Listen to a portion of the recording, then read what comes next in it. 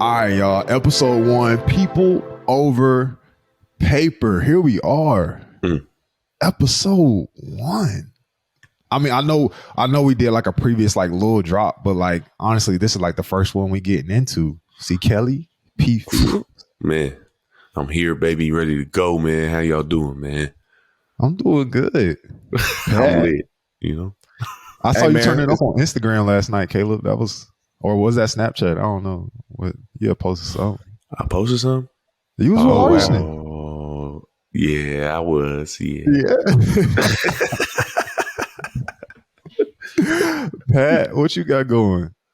Man, early beautiful day in the sweet state of California, CK's area. I miss my home.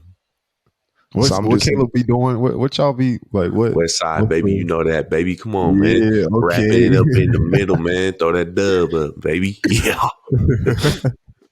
Let me quit before you have me get in trouble. I'm gonna have somebody come chasing after me. I used to be laughing.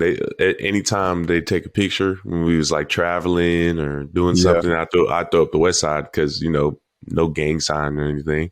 Everybody be like, these guys are posting gang signs left and right, and we're promoting that. I was like, oh my gosh, we really in Oklahoma.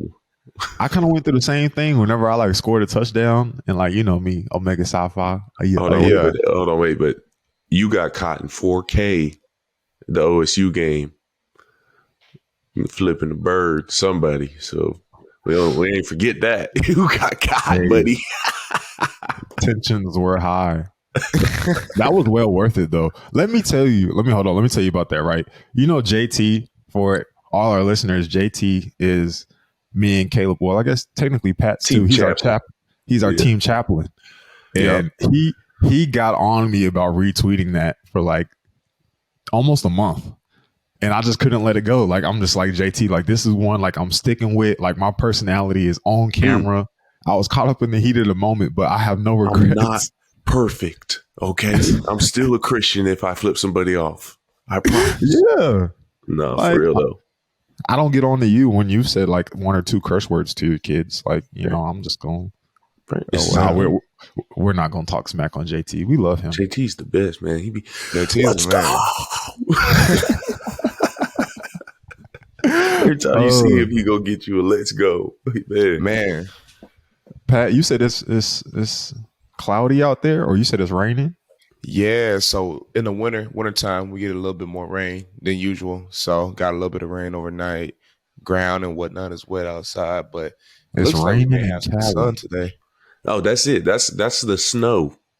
I mean, they got snow in the mountains, but like it ain't gonna snow. Like, how Oklahoma, you get that 1 week of snow. Yeah, we're not getting sunshine. That. We get rain. We get a couple weeks. Yeah, boy. When I was in Cali, we were in a drought for 4 years, all throughout high school. Oh man, drought. I mean, like it rained, but it wasn't enough. Well, like, bro, like your situation is different though. Fresno's like literally in between like two. It's like in a valley, isn't it? It is in a valley. Yeah, it's like 2.5 hours from San Francisco. It's like 4 hours from LA, 3.5 from LA. So it's like right in the middle. So then the worst part about Fresno is that all the people be smoking on top of the valley in San Francisco and LA. All that bad air comes down into Fresno. Everybody in Fresno has asthma. Oh, yeah. I didn't even think about that. It's nasty over there. Boy, you wake up. Fresno's in a tough spot, bro. You got Death Valley on one side, and then you got the Pacific Ocean on the other. Then you got murders 2 hours away left and right in Fresno. Yeah. But I ain't gonna lie. Good part about Fresno is 2.5 hours to the beach, 1.5 hours to the mountains. So like, you want to go to a snow day or you want to go to the ocean. Like, you get to choose in the same day. And if you start at one, you can make it to the other one in about 3.5 hours. So, well, bro, it sounds like you're not going back anytime soon. Like, honestly, real talk, I thought you were gonna move back to Cali, and then now you have a house in Oklahoma. Yeah, let's talk about that. Let's talk about that, because like I know a lot of our viewers, especially like our initial viewers, are gonna be OU fans. I see Pat's wearing a Stanford shirt, but we're not gonna hold that against them. But bro, you have a whole house and a kid now. Yeah, well, shoot. this last year's been a whirlwind real quick. I guess Yeah. football, get hurt, finish the season out. And then I go home after the bowl game, and I don't know what I'm going to do next, but I at least got to go home and pack my stuff up like everybody's got to do. And Yeah. home being Oklahoma at that point. And then last year's been crazy. I had to try out with ESPN in January at the national championship game. Did really well there. My buddy Kendall Milton plays for Georgia, running back, got me a ticket, hooked me up, flew back with Roy Williams because he was getting inducted to the Hall of Fame. So just a coincidence that he had to be there. I had one of my best friends from high school. He lived in Indianapolis. So Yeah. I got to just stay with him, just a bunch of like God winks left and right where I'm like, okay, he's just lining this up for me. So then get a free ride back to OU because I'm not a player anymore. So I can accept a little private jet flight from Roy Williams now. You know? Yeah. And so jump on that. Go and talk to BV, announce him as head coach too. And then he offers me a job. Which I thought you did amazing, by the way. No, thank you. On behalf of the players, Yeah. we got your back. We didn't have his back enough this year, in my opinion. We ain't talking about football though. Then, I mean, Larson and I, we decided to start dating. Larson is Larson King. She got her own salon, so we opened that up. So that's been kind of hectic. We're going down to IKEA, finish doing that, and finish getting that set up. Bought a house, moved in October. Larson also has a 4-year-old Suede, and Suede looks just like me though. So like, if you're going to be a stepdad at any point in time, I recommend getting the kid that looks like you because, bro, that is true. He's just like a lighter version. Like you can actually claim him as yours. Right. He's got curly hair. We have the same nose for whatever reason. Like that makes no sense to me. Why do we have the same nose? But I'm not mad at it because that's my dog for real. No, like, honestly, bro, I think y'all are cute together. Like when we went and got lunch that one time and you had Sway with you and we went walking around Dick's. I like low key felt like an uncle. Yeah. I tell him, I be telling him, I'm like, that's Uncle Zach, that's Uncle Jerry, that's Uncle. Like I'll just be like all the homies. Like I'm just like, he's got so many uncles, he doesn't know what to do with it. Like he's trying to keep count. And he's awesome. He started calling me dad recently too, so that's been a big like emotional kind of shock, but in a good way. And so that's huge. But taking him to school, picking him up from school, he played t-ball last year, so been busy. I mean, bro, I admire seeing all that because it kind of gives me a glimpse into adulthood, I guess. Mm-hmm. I don't know, because when I was playing. This is when I knew that things were like our lives completely changed, bro. I asked you earlier this year. I was like, "Yo, you want to go out?" I think it was like Sunset or something, a bar in downtown OKC. And Pat, this is what his response was. He was like, "I can't, bro. Suede's got a softball game," and I was like, "Are you what?" Like. I had never been hit with something like that. I had to like self-reflect. I'm like, damn, like, I mean, man, like this dude's priorities are it's different not even now. about you. Let me tell you, it's not even about you anymore. You become a fiance, a future husband, a dad. Everybody matters more than you. I'll be honest. That's something that we need to get into later, where you think about it. Men are constantly trying to just prove their worth over and over again for their family. And that's kind of the biggest takeaway I found this year. One, you have to be honest with yourself. Everybody matters more than you. Like Larson has a problem going on. It needs to matter more than what my problems are. Like Suede's got a problem going on. Like I got to drop everything. He's 4. He doesn't know better. And you got to make sure he's good. And so that's been the biggest difference in this first year of adulthood.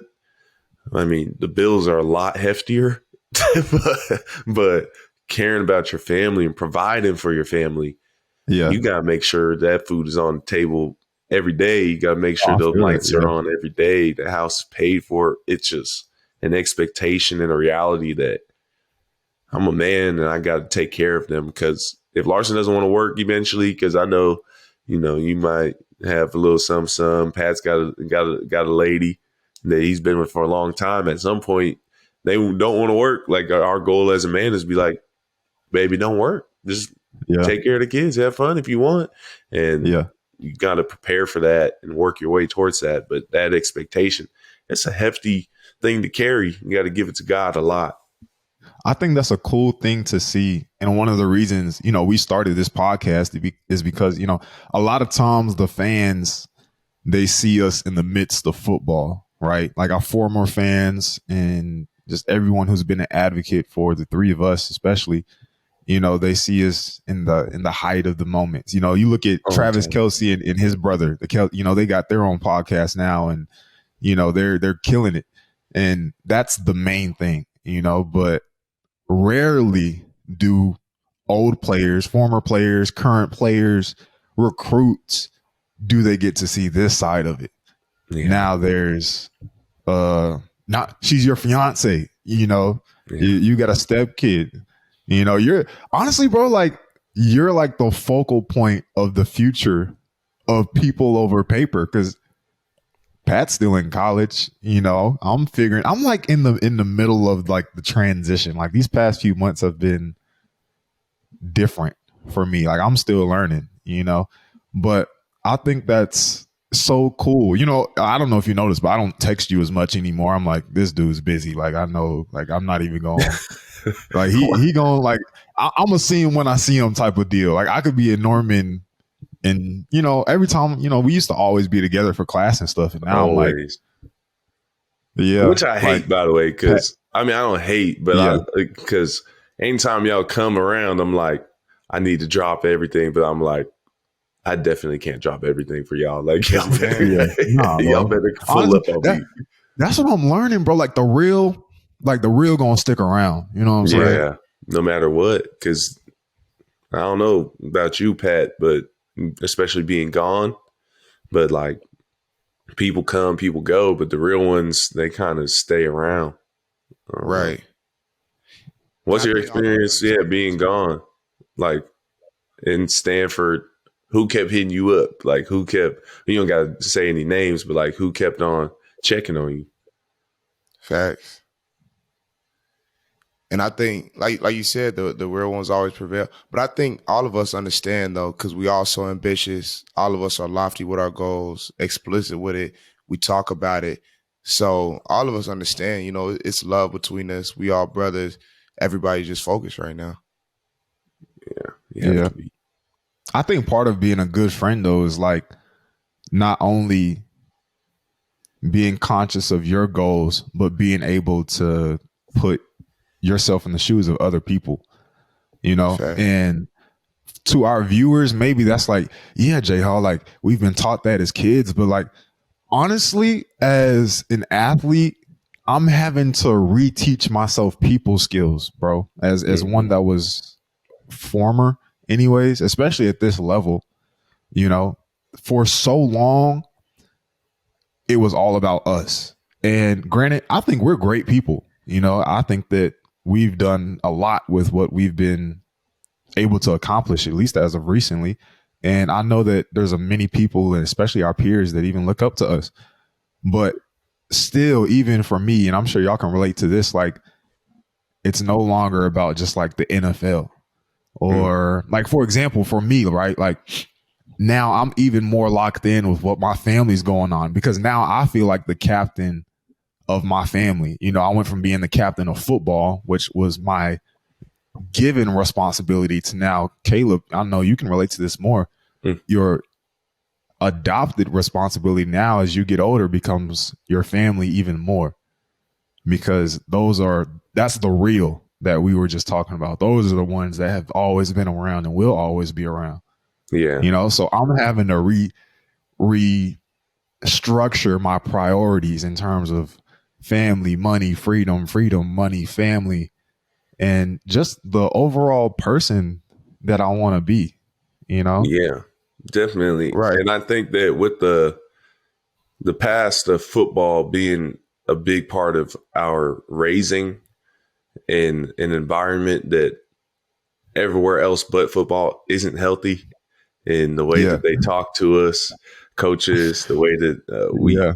we do anything they want at a snap of a finger, the way that we're in a culture of a lot of not really authority but arrogance in the fact that we are football players, that we're stuff. Like, we can do whatever we want, we can say whatever we want, we're the best football players, and that culture really gives you this false perception that you can actually do whatever you want to anybody in any kind of way, in relationally speaking.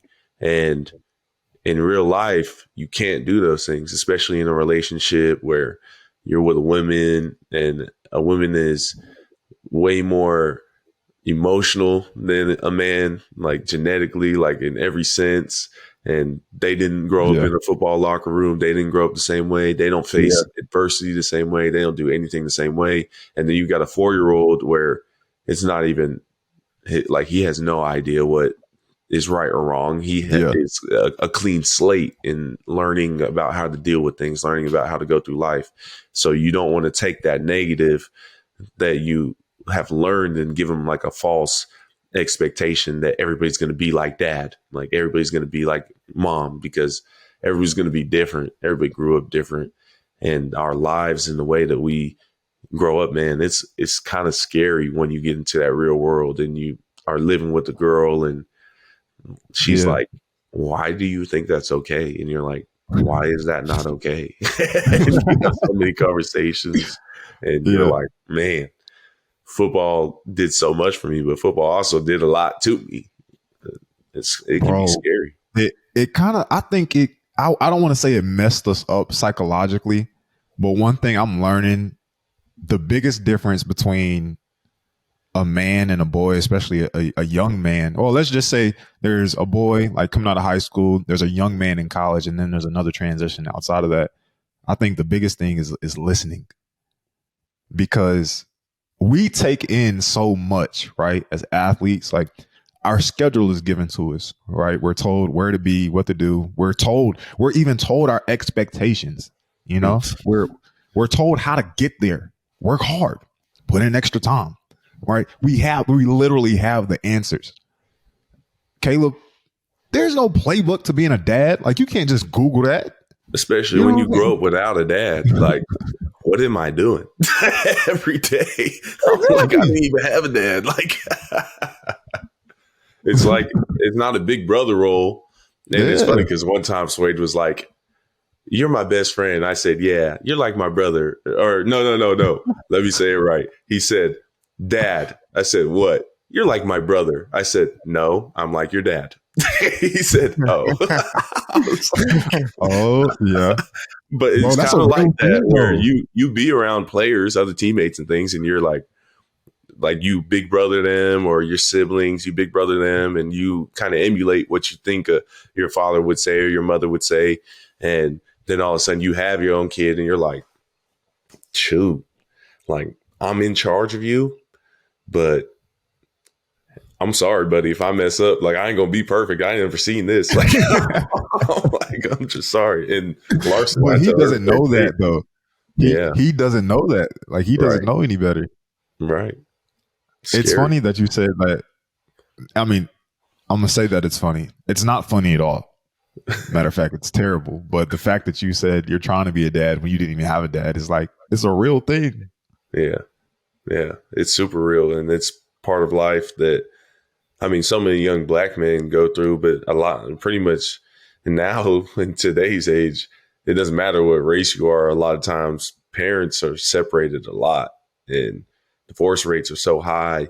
It's scary for anybody. Like, for me personally, I mean, I had a stepdad. It wasn't the best example either. And so a lot of times I don't even mention him, and he did a lot of good things too, but just the grand scheme of his negative was so big that it really has traumatized me. And I know it has, because of therapy and all different things. That's one part that I left out of my story from this year that I've been going to a therapist with Larson, what you got to do. Couples therapy, by the way, highly recommend anybody listening. And then by myself, because I'm like, all right, I'm not a football player. I know it's going to hit me. So I got to go ahead and get ahead of this thing. Man, I'm super traumatized, though, especially by my stepdad, even by my mom in a lot of ways. And everybody knows how close me and my mom are.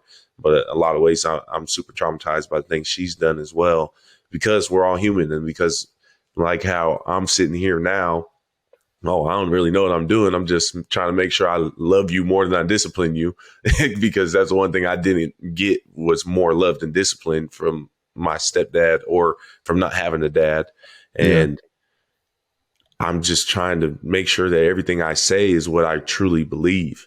And then parents, they're trying to do the same thing. They're not inherently trying to hurt you, but they do a lot of times, and you got to address those things. And then all of a sudden now I'm 24 and I'm trying to address something that happened to me when I'm 9, or address something that happened to me when I'm 13. And I was sitting there crying because I didn't have a dad. And why didn't I have a dad? And just the response that my mom or my grandma gave me, and was it good enough or not? I mean, that's so long ago. It's hard to bring that up and be like, hey, this is what I wish you would have done.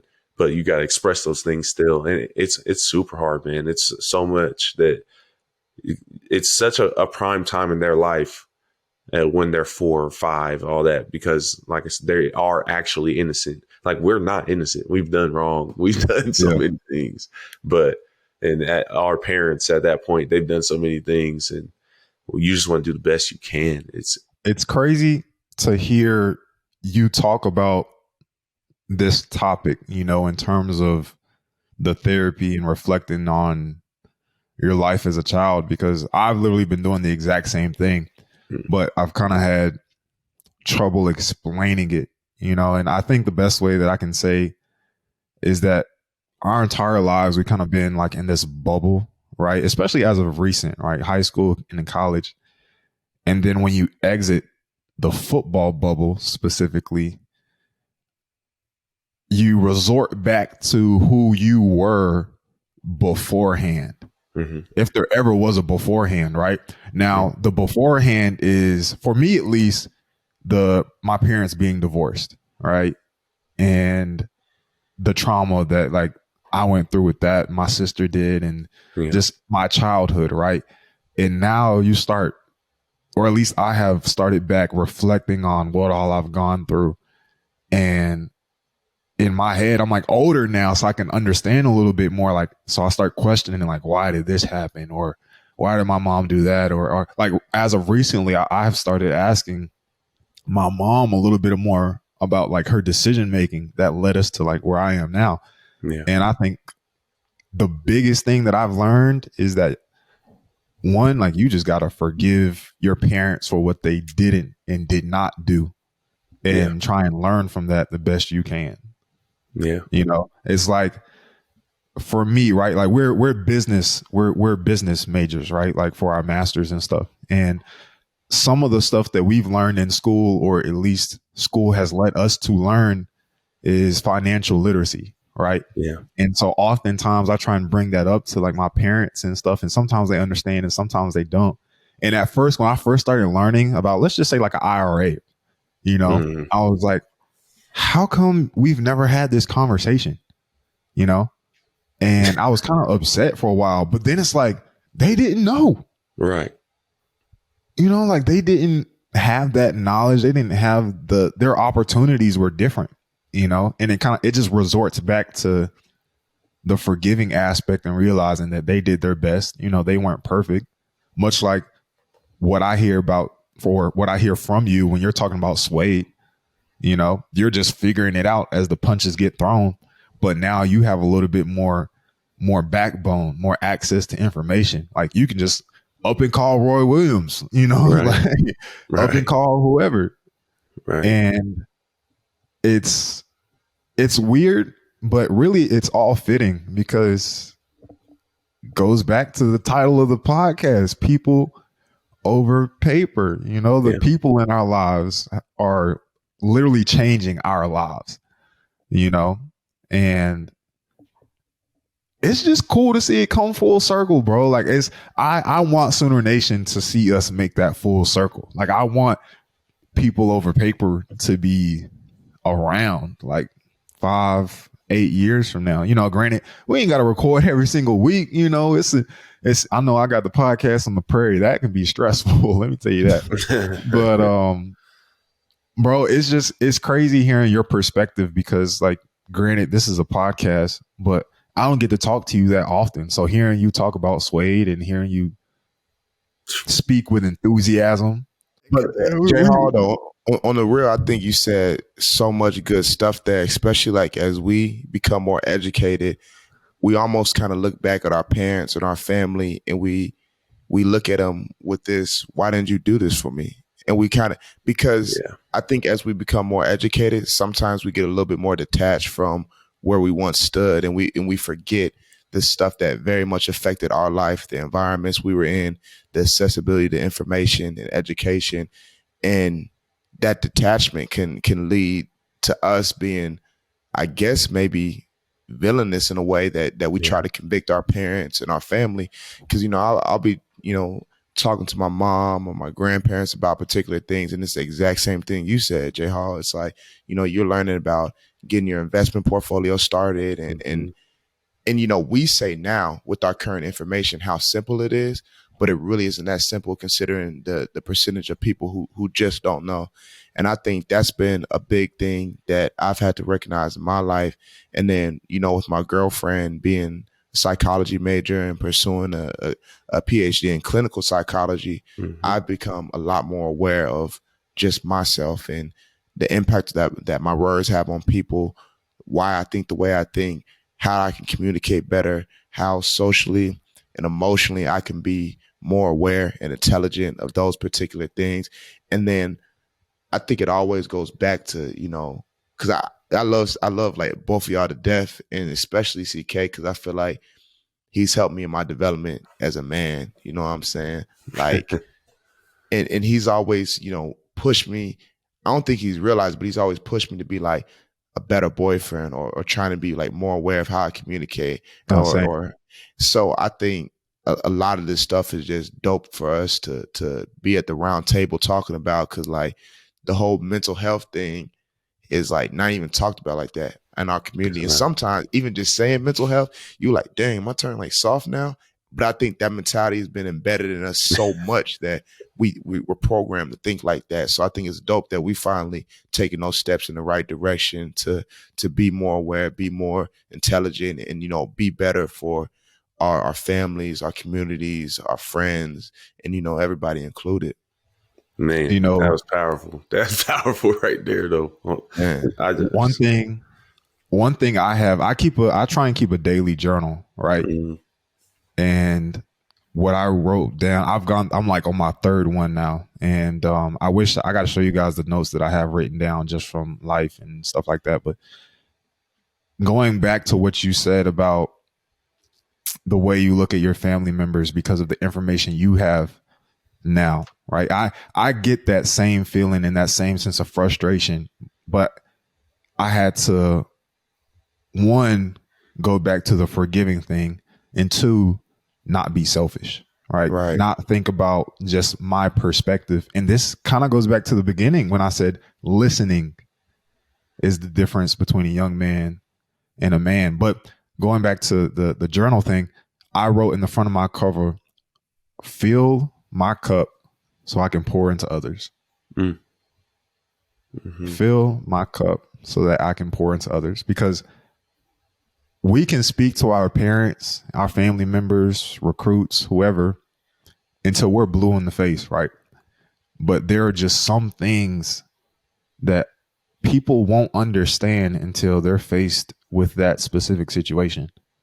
Like, we were told our entire lives, you got to have a plan B. Make sure you get your degree. Make sure you do this. Make sure you do that for like this specific moment. Pat, who knows what you have next? But me and Caleb, like, my football career is probably over, bro. Like, I haven't received a call or anything, and I'm about 2 conversations away from calling it a day. But my point is, you can be prepared for the exit all you want, but you won't. The information won't matter to you until you're in a position to accept it. And that's how. super scary, and you're floating. It feels like you're in the air at that moment, and you're like, even though you have everything lined up, all that plan B, you're still like, do I walk away? Do I? Right. I don't have to. I think it's better for me. I feel it in my gut. It's better for me. I feel as if God is telling me this, and I got to just go with my gut.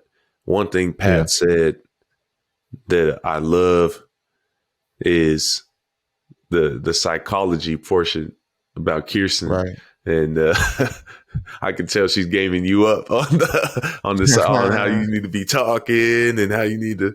But that mental health, man, you hear it in as a football player, speakers come in. You need to get your mental health right, and I remember back in the day, I think it might have been with Viney, Pat, when we were doing a real study. Did you ever get to do those where we sat there? We were doing a real study. I So remember that. for Jay Hall, what a real study is, and he only picked defensive guys just because Chip Viney, Okay. he was a defensive guy, so don't feel left out. Yeah. But what it was is because I didn't know what you were talking about at first. yeah. Basically, you come in and you are sitting there with a couple guys, and you tell your story really quick, as fast as you can, probably like 5 minutes. Some guys, me, probably went about 30 because, I talk too much. And you get your story out there to your guys, and then you rank your priorities, which is what Jay Hall was talking about in life. You rank your priorities, and then you just talk about it. Basically, you get those group of guys, all of a sudden they're just instantly closer. And he wanted to do it with the whole team, but how do you get 120 dudes to tell their story and go through all that? So didn't have enough time. But in those studies, it got so real. And you would talk about mental health. And I remember Pat saying, I get told these things to do. And it might have been Jay Hall too, in a different situation where it was like Roy Williams was coming, and he was like, you just got to call me and ask questions and I'll give you the answers. And we talked about it. I think it might have been all three of us talking about it. It was like, I don't have the questions to ask. Like, I don't know. That was at graduation. Yeah. I don't know what to ask. I'm sitting here. I'm not educated. I haven't gone through anything. And you're telling me to ask questions. You need to teach me the questions to ask. Nobody's done that. And our parents, that's their job, or that's our coach's job, our teachers. But there's a point in life where you got to go through some things to be like, oh, okay, hindsight. Now I need to go ask somebody. I lost a little bit. And so now let me swallow my pride. Let me pick up pieces. And now let me go ask.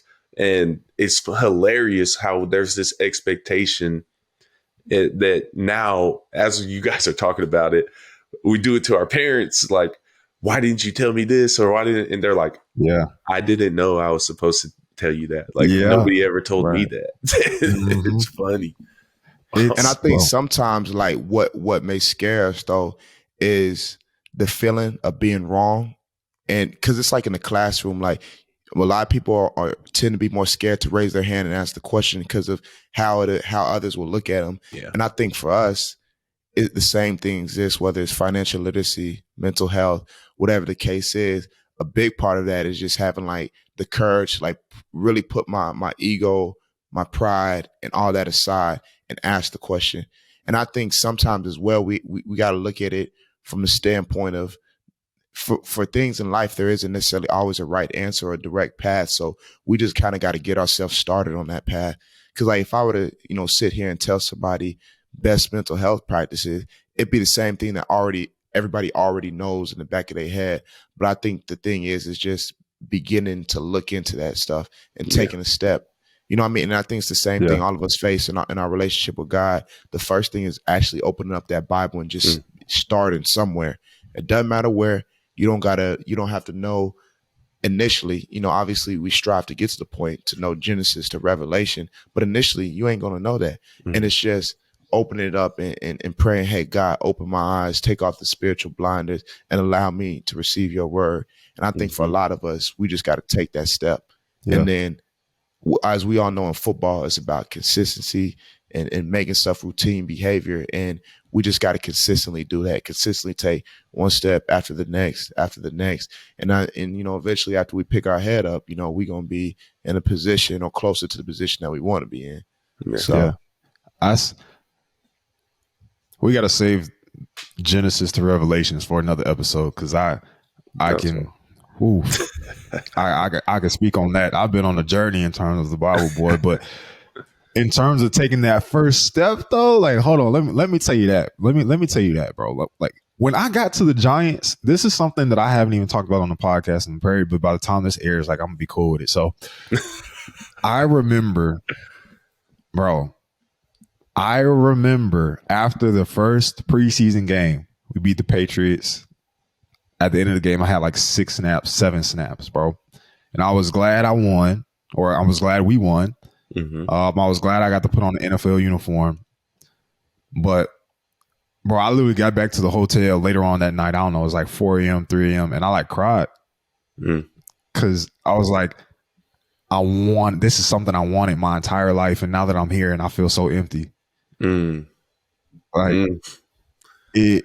It hurt so much to the point where, now this was on a Sunday. I think it was on a Sunday night or something, or Friday night. I can't remember, but it hurt so much, bro. I got on my knees and I prayed. I said, God, I don't know what you got in store for me, but I just want to be happy. 3 days later, I was cut. Hey, don't ask if you don't want that real.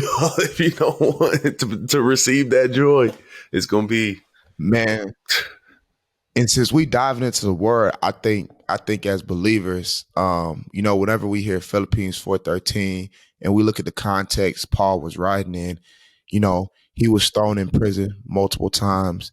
He was beat, cursed at, ridiculed, everything for him, standing and proclaiming the word of God and the gospel. And him in Philippines 4:13, he said, I can do all things through Christ who strengthens me. And he's talking about he's content in being where he's at, because obviously Paul wrote multiple books in the New Testament, one of the most profound writers. Yeah. He's seen the highs of the highs and the lows of the lows. Some of the books he's even writing from prison. And whenever he's talking about in Philippines 4:13 is, I'm content wherever God places me. And I think and that's a hard thing for us to get to, because a lot of stuff our whole entire life has been about me. Sure. I got to be the best player. I got to be the All-American. I got to have the trophy, the this, the that. And then whenever we finally come to that moment in life that it's like, dang, God, it really isn't about me. And I think we see that different ways. Like Caleb now, it really isn't about me. It's about my family. It's about my son. It's about my fiance, future wife. Yeah. And it's like, and then God can really work through you, and God can be effective, and he can use you for the gospel and use you to make an impact on the world, because you finally been able to get over your own self, your own will, your own desires, and realize, nah, this is God's plan. And God's plan, sometimes that may be the things that I wanted, like ball, and other times it's these other things. But after, a couple of years or months into it, you realize how much you appreciate it. Because like for CK, I know for you, it's like first time being a dad. It's like, dang, I don't know if I'm ready. I don't know if this is the right way. And you didn't necessarily anticipate God on putting you in that position. But whenever you submit to his will, now we hear you talking, and you're talking about your growth, your maturity, how far you coming as a man. And, you putting us on game. So not only are you impacting your son's life, but you're impacting Jay Hall, you're impacting me, everybody through this podcast. Because, you giving us free game on how to be a great father and information we ain't have. So I think that's just powerful about, God's word and how life-changing it is. Because, man, it truly does, change our lives. So it does. I think it's I heard Coach Venables say this a couple weeks ago. Success doesn't come to those that look for it. It comes to those that are too busy to look for it. Because those who are constantly serving, those who are constantly grinding, trying to get better, trying to grow, searching in the word, being filled up with the Holy Spirit, filled up in life with love and just loving people, that's when success comes. You look back and say, dang, I'm successful. You don't look forward and say, there's the success. Because God's going to change your definition of success so many times. I used to want to go to the league so bad. Y'all know I came back after all those ACLs. Like, I'm so close. Like, just let me get a preseason game. Like, let me just get there. I just want to do a dang practice with a different helmet than the OU on it. Like, it's been 6 years. Let me get one. And now success is waking up because I don't even deserve that. That's a success. I woke up. So now let me go love on my fiance right next to me. Let me go love on my son down the hall. Let me go pour into somebody at work. Let me come back home and play after a long day of work and getting a workout in and all that. Let me play with Suede. Let me help Larson cook dinner. Let me tell her how much I appreciate her. Let me look at their eyes and see a gleam of light. My success isn't chasing money anymore. And I'm only 24. And believe me, I'm fighting it every single day. Oh, I just want to go chase money. Like, oh, I just want to go. But my people are so important that that's where my success lies. If they had a good day, if they're happy, if they feel protected, if they feel safe in this house that I built, if they feel the love for me. And man, it's powerful when you guys talk, because it shows me that I wasn't even looking for the success. I was just trying to find that happiness, and God was giving me success because that happiness is the success more than any paper or any money. I've learned that when you prioritize your relationship with Christ and seek happiness, then what he does is he doesn't give you more happiness. Your perspective on happiness changes. When you can bring your level of what makes you happy down to the bare minimum, like what you just said, like, I woke up this morning, like, just, man, like, what? Like, and you've literally, you had that same, you've waken up for the past 24, 25 years. You know what I'm saying? Like, just getting the opportunity to put on a different helmet, you know, just seeing Suede smile. You know, you've seen Suede smile before. You've put on a helmet before. But when you can change your perception and your day-to-day outlook on life and just bring all that down, all the money, the I don't know, whatever other external material or stature you're looking for in your life, when you can clear all that, like, that's why I haven't even made an Instagram post in what, half a year now, 6 months or something like that. It's not that I can't, like, I got the tool, I got the pics, you know what I'm saying? But like, I don't care. Like, and really the only reason you really see me on Instagram now is because, like, the podcast on the Prairie and OU football. But outside of that, bro, like, I'm just focused on being happy through my own journey.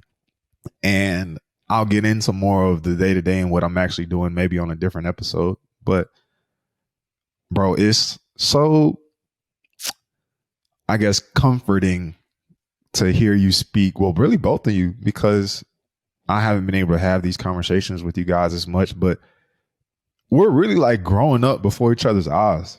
You know what I'm saying? Man, I remember when y'all came in on some recruiting visits. Jerry had a full head of hair. Pat had short hair. Now he's got dreads, and Jerry's bald. I have the same thing going on. I just want to stay at, consistency here. But man, just the growth in y'all. And I mean, that's at the beginning of our careers.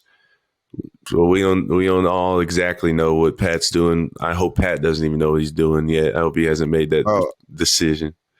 I mean, shucks, I guess probably by the time this drop, it'll probably already be out there. But I mean, I'm finna get in private equity.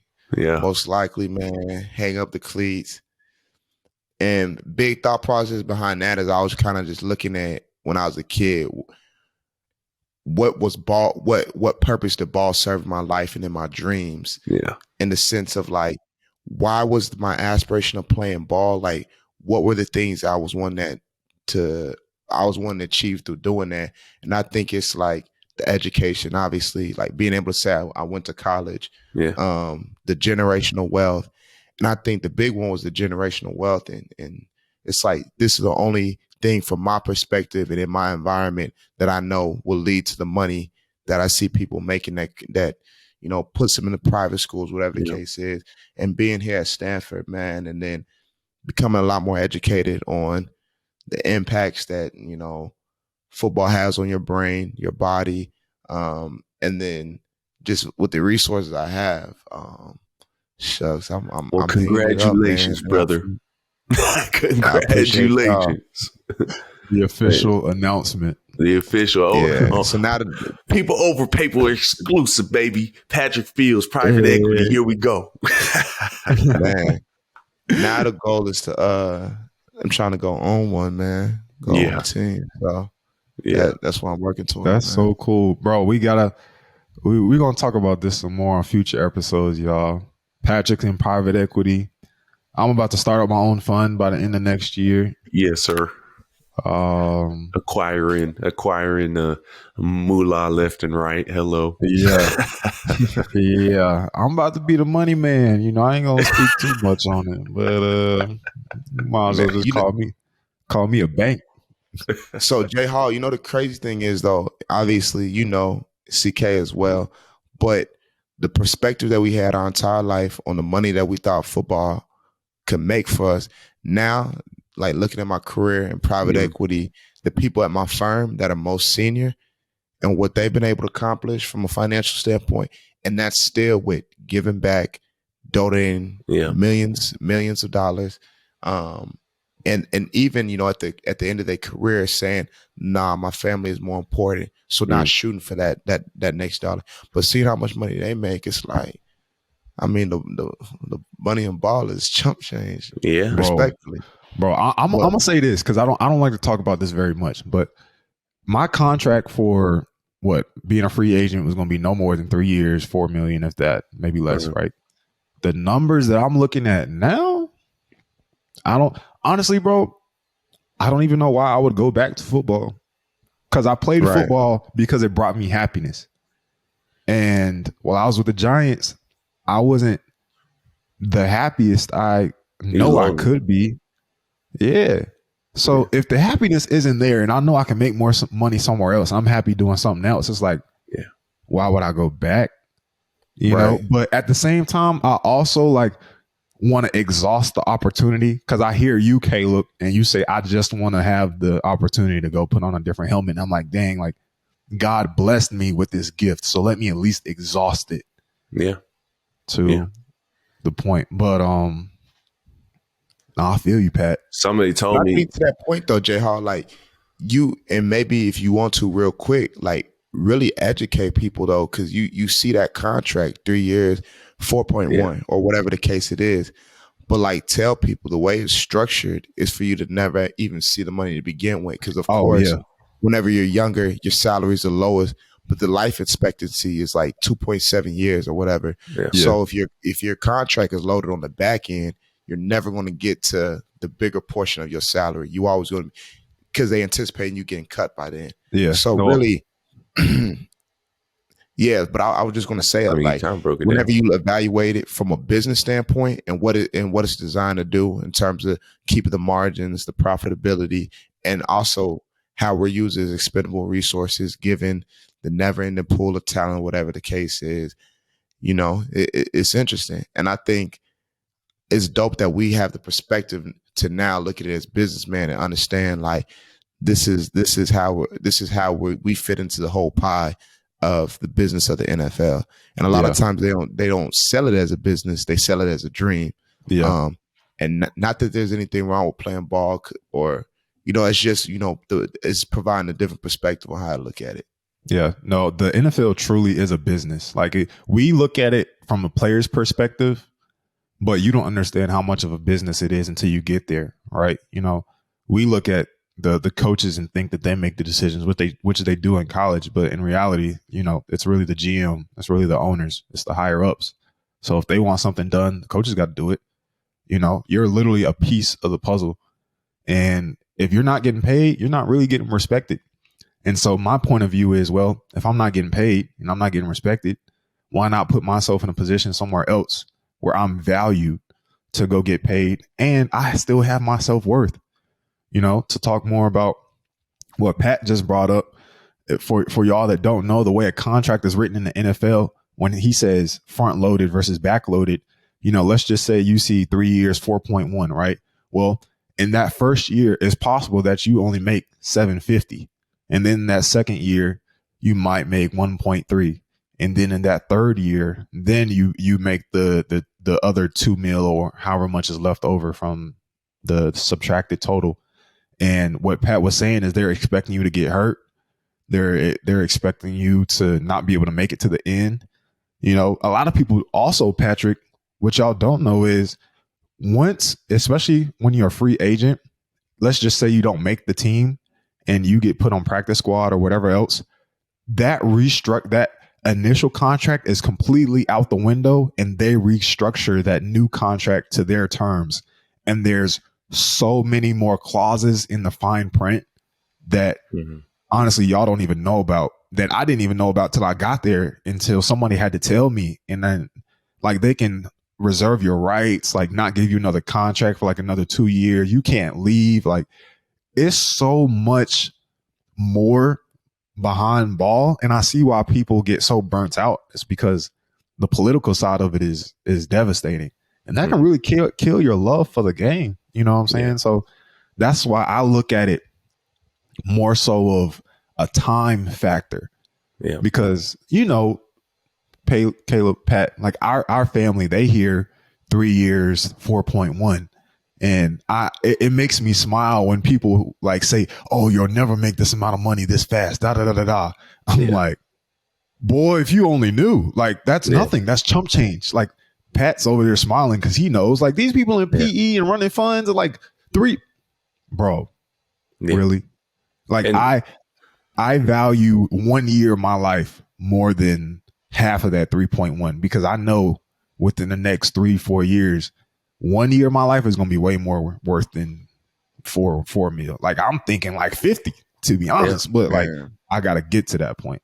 Yeah. And I did an internship last year with Joe Cooper in Oklahoma. You're probably familiar with them. He owns, I think he's at 9 or 10 different car dealerships now, all different brands, all different kinds. And it's not a monopoly, but it's kind of similar to it in the way he has it set up, to where when a used car gets brought in, they do the check right there. They paint it right there. They take their pictures, their marketing right there, all in the same space. And then they put it on whatever lot it's supposed to go on right away. And it's so impressive. He told me that how he got ahead of his buddies, because he was going to go to the MLB. He played at Texas. He played baseball at Texas. He's a big OU guy. He doesn't even like Texas at all, but he played there. And he told me that right out of high school, he got into his dad's car business, because right after college, he came back and went straight to his dad's car business, because he could go to MLB, he could chase that dream, go single A, double A, triple A, work all the way up, trying to go to MLB, or he could start working on the business side right away and start making money, use his time. So then he went and started making money, used his time wisely. All his buddies in the MLB, when they were looking for a job, he now owned Joe Cooper and Jackie Cooper Automotive Group. And now he's giving them jobs. All his buddies that were in the league that had the money, the quick money, and had it that way, because he went to the business side and he used his time that way. Because no matter whether you want to admit it or not, like even opening your own hedge fund, you're starting at the bottom. You're starting with nothing, and you have to work your way up. There's seniority in everything. There's a hierarchy in everything. And working your way up, even if you open your own business, now you're a small business. You're not a large business, and you're not franchised, and you're not doing all those things that all these other businesses that have been here for hundreds of years are doing. Yeah. And you're not trying to reinvent the wheel. You're trying to work up so that you can get that big $50 million a year money that you want, because that starting in the NFL, a lot of times people are scared to get that loan out, pull that loan out, because then they're betting on themselves. And a lot of athletes will do it because they're used to betting on themselves anyways. But using that time and betting on your time for yourself can get you way more money. And that was my same perspective when I walked away. Okay, this first couple of years, I'm going to be looking to see what I want to do, but do it on somebody's dime. Like, right now, I'm doing it on OU's dime. I'm working on OU's dime. Do I want to be a player development forever? I don't even think the coaches would want me to do that. If I stick around at OU, they've been recruiting me to coach every single day. Like every day I talk to a coach, they're like, you need to start doing some analyst work. They don't want me to just do player development, but I don't want me to just do that. And my time right now, I'm getting paid, and I can tell it because it's public knowledge. It's a state school. So I get paid $80K to sit there, do player development, get guys internships as I'm networking, because this is my job is networking. So I go get internships, I go meet other people and get them for these guys. And then whenever I'm done, like I have a booklet of solely business cards. I got every industry. What do you need? Because I have to get every industry for my players. And I'm doing this. I'm using my time this way, getting paid to help myself. And that's just what you're doing when you bet on yourself. When you go, I'm going to private equity now. Like y'all can have your money for a couple of years, but when I'm not 30 and I'm a millionaire and you're like looking for a job at that point, like, dang, I had it all, but what am I doing? Because the statistics are high. Guys go bankrupt. Guys aren't going to be in the league that long. You feel you're going to look back and say, I it was worth it and I did the right thing. Bro, wrapping this up, man, because I feel like we could just take this and keep on going, bro. The biggest takeaway that I just got from there, bro, is using your valuable time to invest in people. Yeah. Invest in people, invest in happiness, and the success will come, bro. I'm so excited for the future of this podcast, Caleb. Future of our lives. Yeah, bro. I want not only our previous fans, but just any young man looking for some type of financial guidance. Now, granted, we're not registered advisors or anything like that, but like we got the knowledge, bro. We about to have 16 degrees. You know what I'm saying? Like all these years of, like amongst the three of us, all captains, like, bro, only good things can come from good people and good conversation. Amen. Amen. All right, y'all. Well, listeners, we are still figuring out our intros and outros, but we appreciate y'all for tuning in to the first episode, People Over Paper. Caleb, Pat, y'all got anything for the people? This is People Over Paper by Jeremiah Hall, Pat Fields, and Caleb Kelly. Thank you for tuning in.